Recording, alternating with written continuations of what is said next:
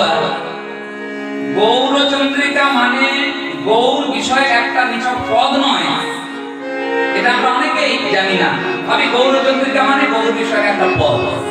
কিন্তু যারা পড়াশোনা করেছে, নিয়মিত কীর্তনের যারা শ্রোতা, তারা জানে গৌরচন্দ্রিকার অর্থ কি। গৌরচন্দ্রিকার অর্থ আজকের যে লীলাটা হবে গৌরচন্দ্রিকায় তার প্রকাশ ঘটবে।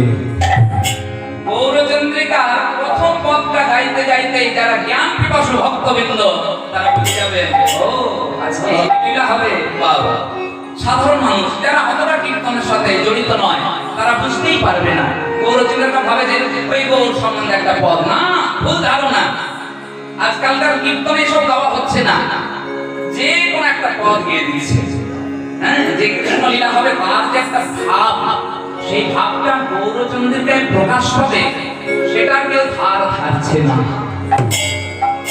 কিন্তু প্রকৃত মূল ধারার কীর্তন যদি হয়, মূল কীর্তনের ধারাতে যদি হয়, গৌরচন্দ্রিকাতেই বোঝা যাবে আজকে কি লীলা হবে। যদি নাও বলি যে আজকে এই লীলা, তবু যারা ভক্ত মানুষ তারা বুঝে যাবে আজকে এই লীলা।